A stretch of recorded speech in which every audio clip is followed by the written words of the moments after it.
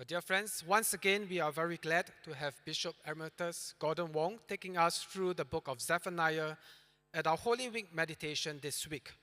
For those who might not know him, he became a Methodist pastor in 1986 before retiring at the end of 2024 as Bishop of the Methodist Church in Singapore. He also taught Hebrew, Old Testament, and homiletics at Trinity Theological College. So without further ado, I'll pass the time to him. Thanks, Danny. Thank you.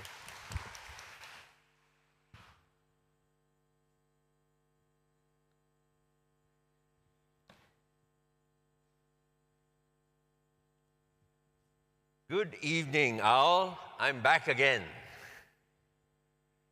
Good evening, Lion. It's good to see you again. Well, since I endured the first 2 nights with you, I thought I might as well persevere to the third and final chapter of Zephaniah. And I'm sure we are both very grateful to the good vicar for allowing a lion and an owl to be in the midst of his congregation here at St. Andrew's. Yes, indeed. Let me give him a loud lion's roar of approval. Roar, wherever you are, vicar. I'm glad you gave a roar of approval, Mr. Lion, and not a ferocious roar. You know, roaring lions can be very frightening and destructive. That's very true, Mr. Owl. You don't want ferocious lions in the midst of your congregation. You are right. But sadly, for the city in the days of Zephaniah chapter 3, verse 3 tells us that there were ferocious, roaring lions in her midst. That must have been frightening, Owl. And not just lions, but I see there also hungry wolves in her midst. And what's even more worrying is that these ferocious lions and wolves are identified as official government leaders. I mean, imagine having your king or your president authorizing his government soldiers to roam around your neighborhood like hungry lions and wolves, dragging you away to devour you as prey.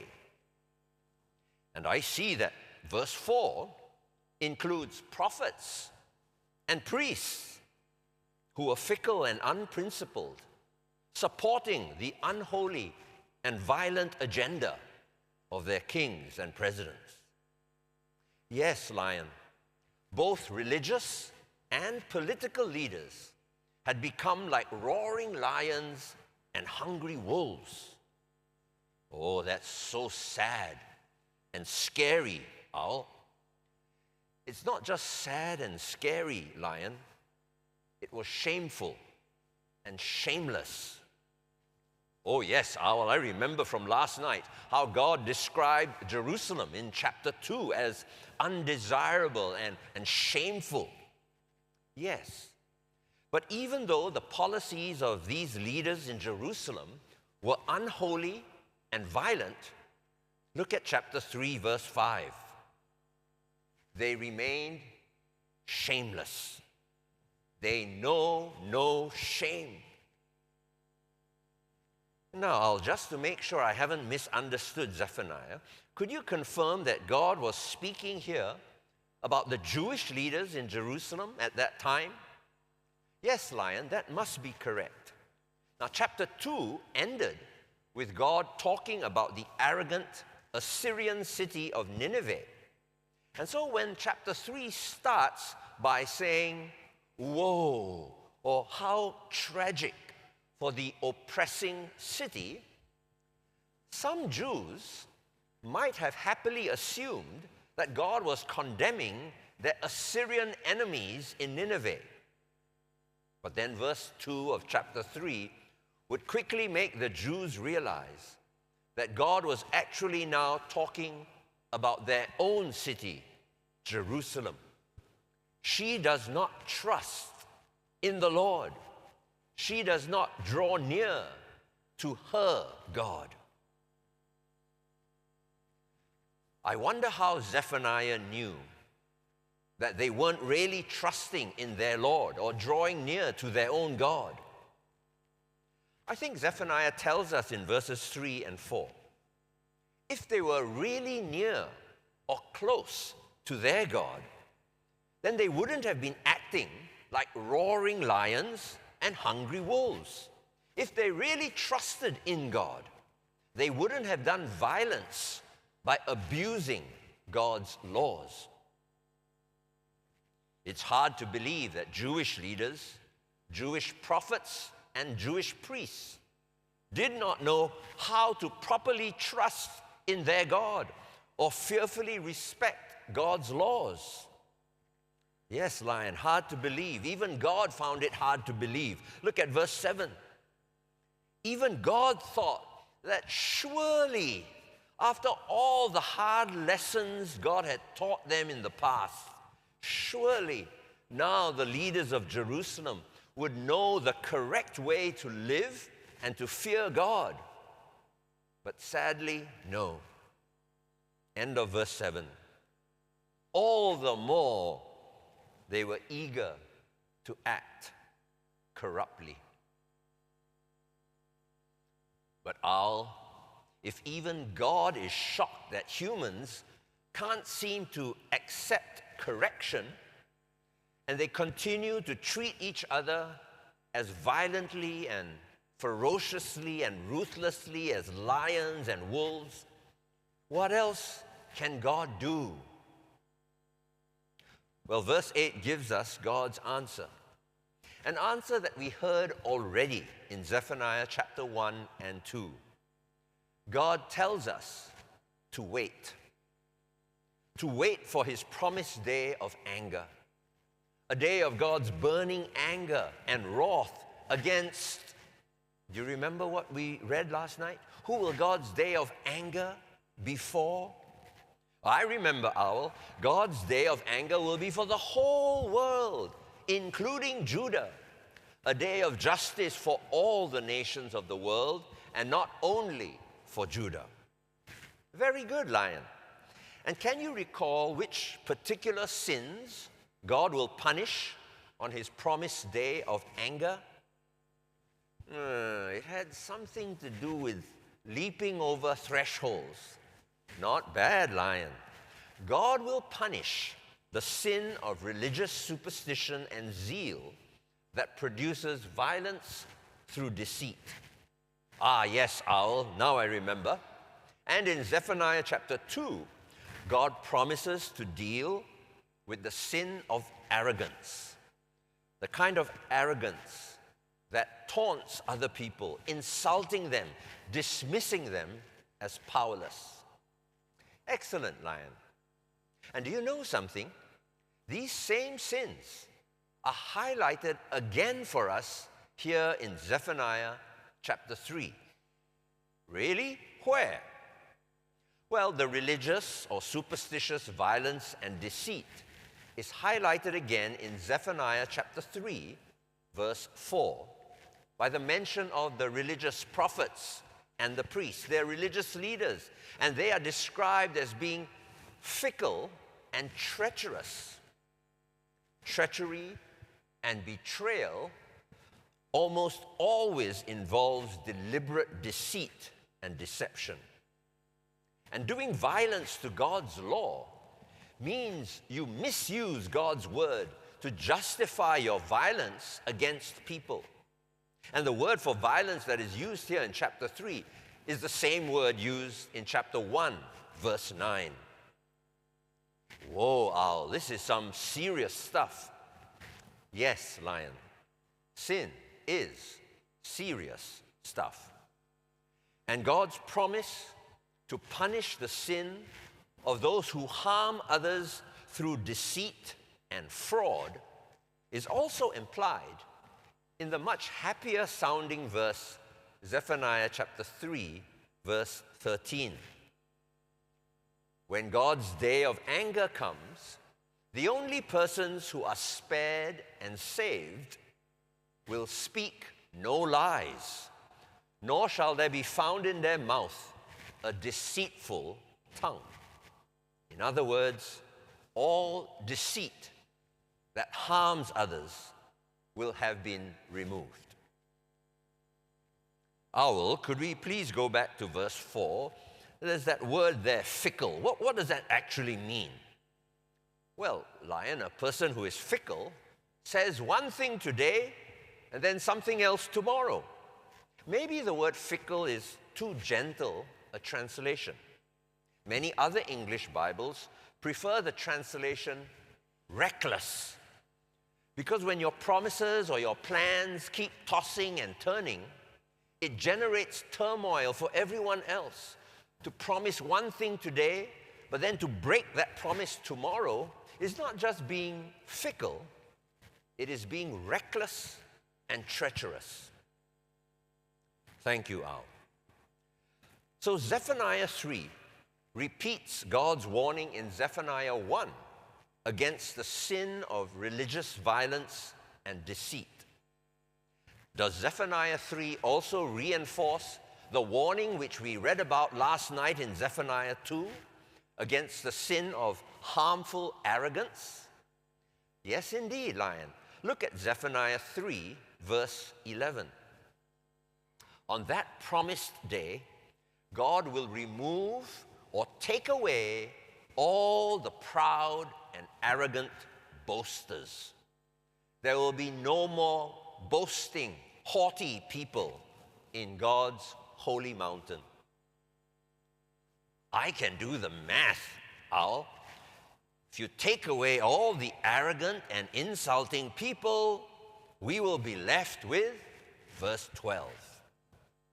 I will leave within you the gentle and the humble. Well done, Lion.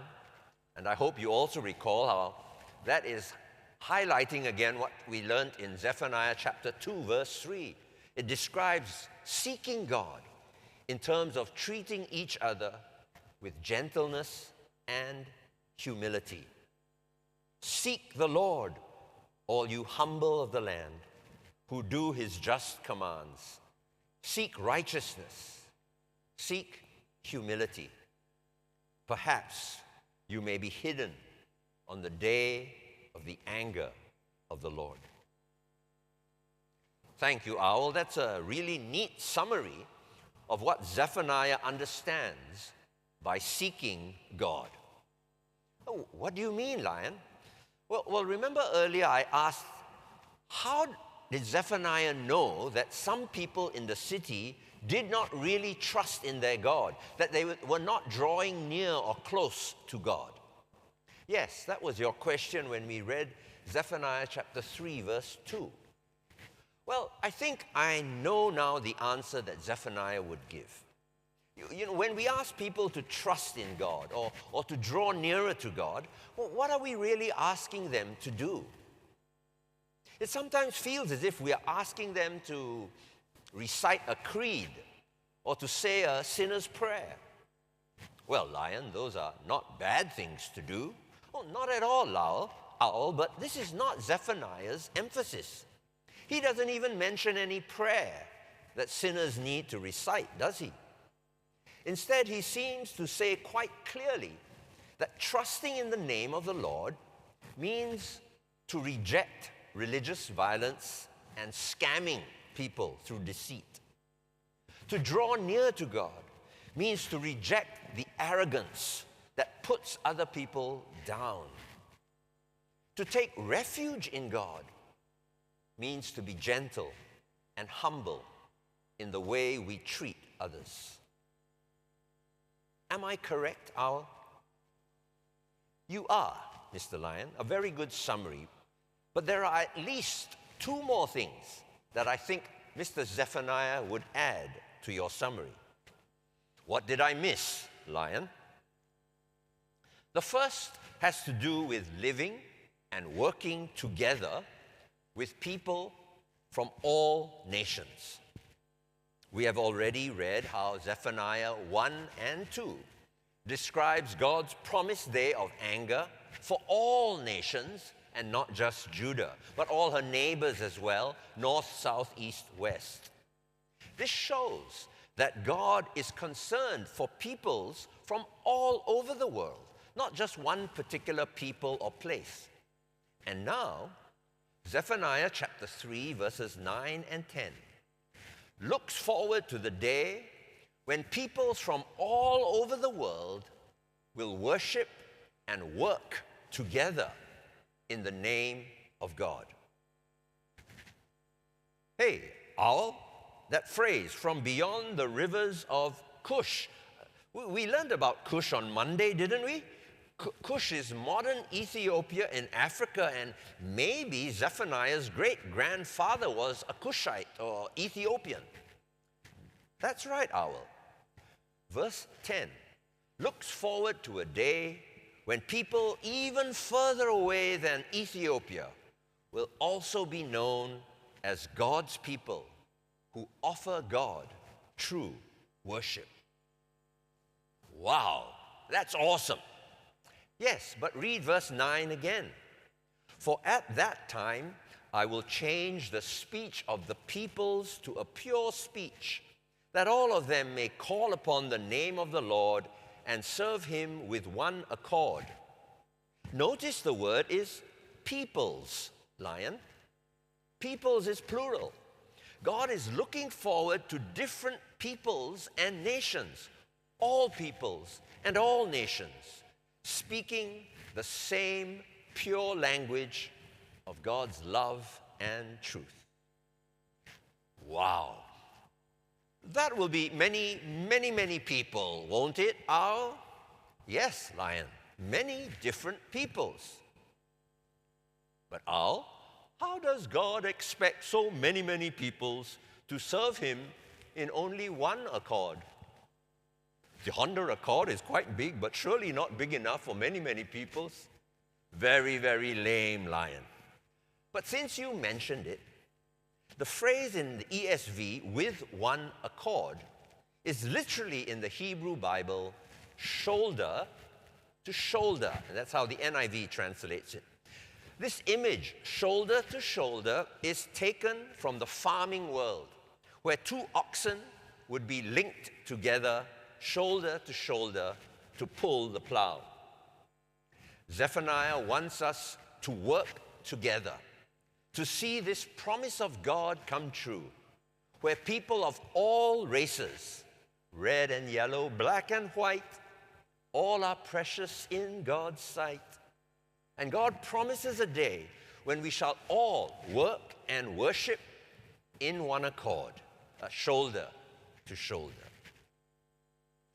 And so, Owl, I guess that's yet another way of describing what drawing near to God means. To seek God is to seek humbly to worship and work together, shoulder to shoulder, with all the peoples of the world.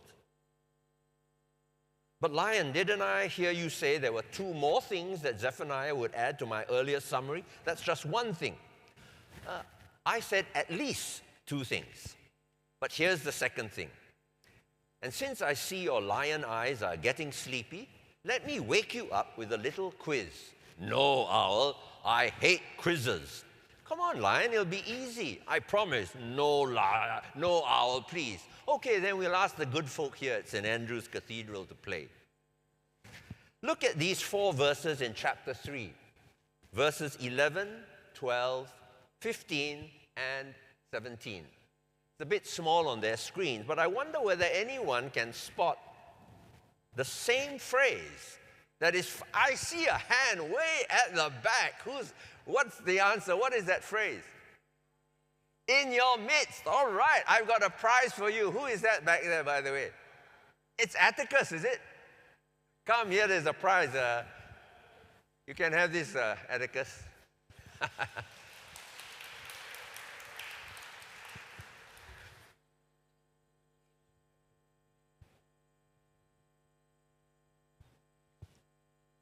In your midst. See, Lion, I told you it was easy. Although the ESV in verse 11 uses from your midst, in the Hebrew it is actually exactly the same phrase with the same preposition. It's in your midst all four times. Verse 11, God promises to remove all the proud, arrogant, haughty people who are currently in your midst. Verse 12, this will leave in your midst only humble and lowly people who seek refuge in the name of God. Verse 15, the true King of Israel, the Lord himself, is in your midst or within you. Verse 17, the Lord your God is in your midst, within you. But how does this in your midst repetition add to my summary of what Zephaniah means by trusting in God or drawing near to God? I think Zephaniah teaches us that trusting in God means believing that God is in our midst. God is within us. God is with us.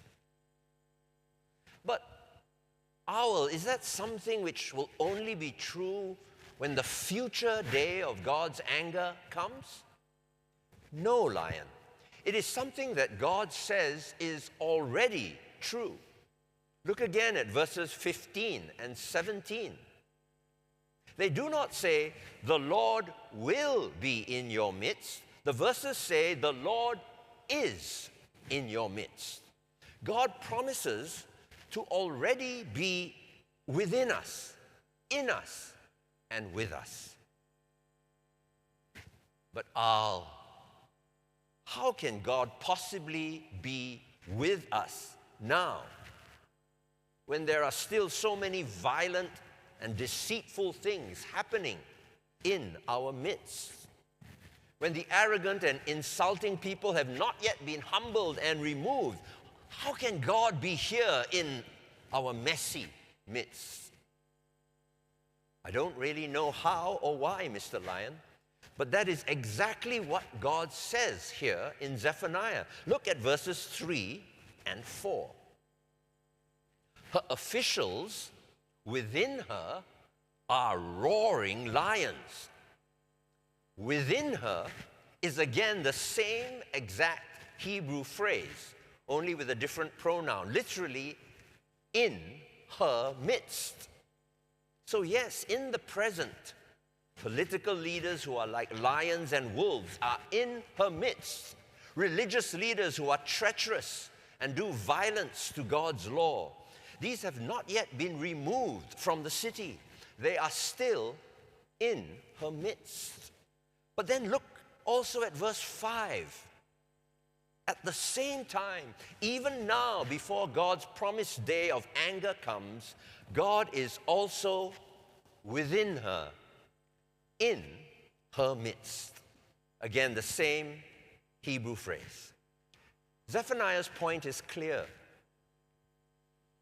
Even when political and religious leaders are in our midst, wrecking our lives with their violence and their deceit, the Lord is also in our midst.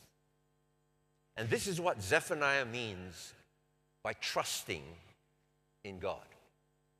It means believing that even in the midst of a world full of violence, deceit, and harmful arrogance, even when we are in the midst of the valley of the shadow of death, God is with us. God is in our midst, within us, and with us. To trust in God is to believe that God is with us. And I guess, Owl, that is how Zephaniah 3 also points us to Jesus during this Holy Week. Yes, indeed, Lion, Jesus is God in our midst, Emmanuel, the reassurance that God is with us. In the midst of a world so full of violence, deceit, and harmful arrogance, God is with us in our midst. That's why we celebrate Holy Week and Good Friday, correct? Exactly. We do not celebrate because we think that violence, deceit, and arrogance no longer exist. It has already been removed by God. Of course it hasn't. We know our world is still full of terrible, unfair suffering and pain. Why then do we celebrate? We celebrate because we believe that we are never alone, because God is also with us in the midst of all the suffering that we endure in this violent, deceitful, and arrogant world. God, in our midst, suffers and dies with us. Yes, Owl, but God also promises us a day when all the violence, deceit, and arrogance will be no more. You are right, Lion. Christ is in our midst, within us, and although we suffer and are crucified with Christ, we shall be resurrected with him also. And that is a promise which we shall hear more about on Easter Sunday. Thank you, Owl. I guess that's all we need to do, but before we go, how about we sing again, like a gale in the night? Happy to do so, Lion. And here's a song that affirms what we have just read or thought about in Zephaniah. A song that describes how in the world, in the midst of our world, there is a lot of darkness, a lot of violence, a lot of despair. But in the midst of that darkness, here is a song that prays that Christ will be in us, in our hearts, with us and within us. That Christ will be our light in the midst of the terrible darkness of this world.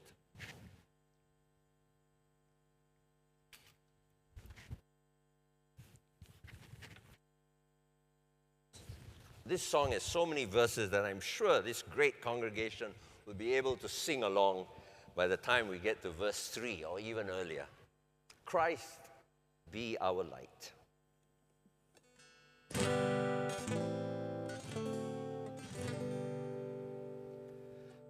Longing for light, we wait in darkness. Longing for truth, we turn to you. Make us your own, your holy people, light for the world to see. Christ be our light, shine in our hearts, shine through the darkness. Christ be our light, shine in your church, gathered today. Longing for peace, our world is troubled. Longing for hope, many despair. Your word alone has power to save us. Make us your living voice. Christ be our light, shine in our hearts, shine through the darkness. Christ be our light, shine in the church gathered today. Longing for food, many are hungry. Longing for water, many still thirst. Make us your bread, broken for others, shared until all are fed. Christ be our light, shine in our hearts, shine through the darkness. Christ be our light, shine in your church, gathered today. Longing for shelter, many are homeless. Longing for warmth, many are cold. Make us your building, sheltering others, walls made of living stone. Christ be be our light. Shine in our hearts, shine through the darkness. Christ be our light. Shine in your church, gathered today. Many the gifts, many the people, many the hearts that yearn to belong. Let us be servants to one another, making your kingdom come. Christ be our light.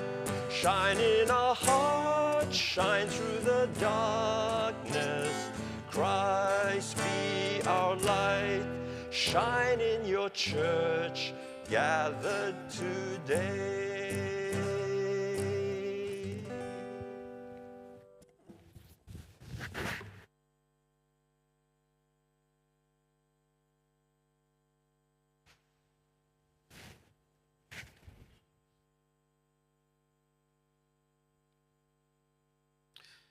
Dear friends, now that we have heard God's word and the assurance that God is with us, let us spend a moment of quietness and consider the response we ought to give to Him.